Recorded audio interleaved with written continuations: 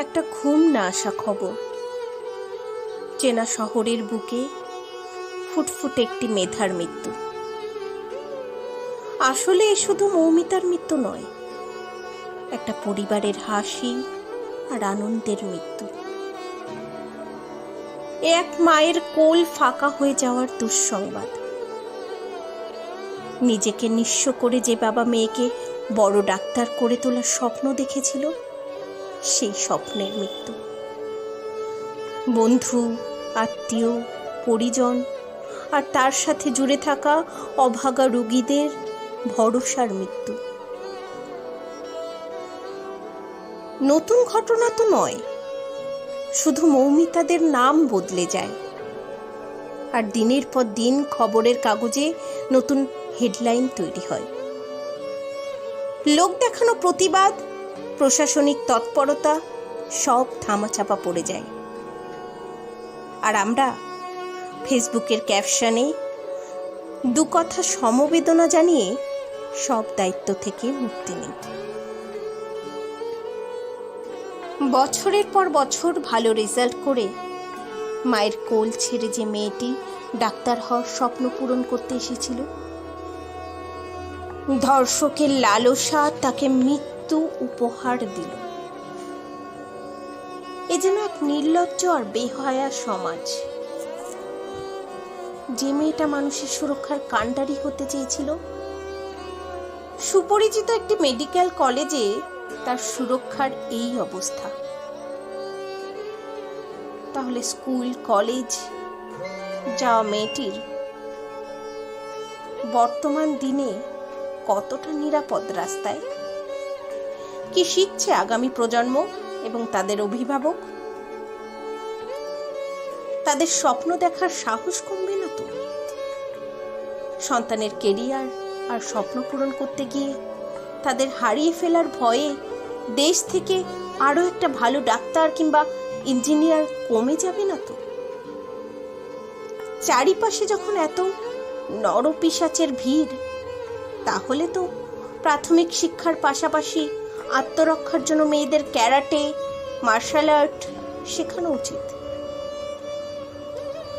মেয়েদের সুরক্ষা নিয়ে এত প্রশ্ন ওঠে, মানুষ খিল্লি করে। কেন ওদের জন্য লেডি স্পেশাল? কেন ওদের জন্য আলাদা সুযোগ? তাহলে এবার উত্তর দিতে হবে সেই নির্লজ্জ মানুষদের। কে দায় নেবে এই মৃত্যুর? কে দায়িত্ব নেবে মেয়েদের নিরাপত্তার? এত শিহরিত ঘটনা ঘটলে বারবার প্রশ্ন উঠবে মেয়েদের সুরক্ষা নিয়ে। নারী মানে শুধু নিজের আদরের স্ত্রী নয়, নারী মানে মা, বোন, দিদি, মেয়ে। তারা সমাজের এক একটি সম্পদ। তাদের নিরাপত্তার দায়িত্ব কি সকলের নয়?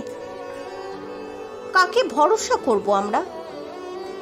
রাস্তার মোড়ে যে ছেলেটি মোটিভেশনের কথা বলে, নৈতিকতা শেখায়, যে ছেলেটি ফেসবুকে সুন্দরী মেয়েদের চ্যাটিংয়ে ইমপ্রেস করে, অন্ধকারের বয়স বাড়লে গুগলে সার্চ করে www আসক্তি মোহ।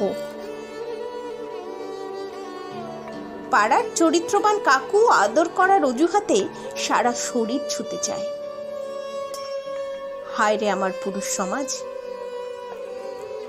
এখন তো মানুষ দেখলেই ভয় করে।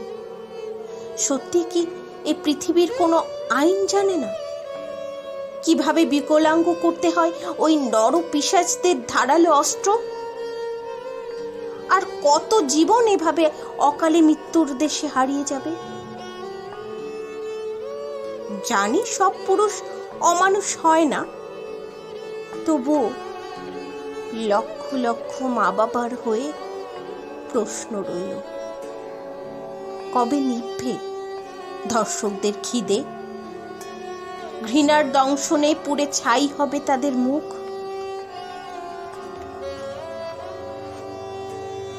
ভিড় ট্রেন বাসে মেয়েটি সাহস করে দাঁড়াতে পারবে অচেনা পুরুষের সাথে? নতুন ফ্রক পরে মিষ্টি মেয়েটি ইচ্ছে মতো সেজে স্কুলে যেতে পারবে, কলেজে মেয়েকে পাঠিয়ে নিশ্চিন্তে অফিস করতে পারবে। বাবা, কবে আসবে সেই দিন?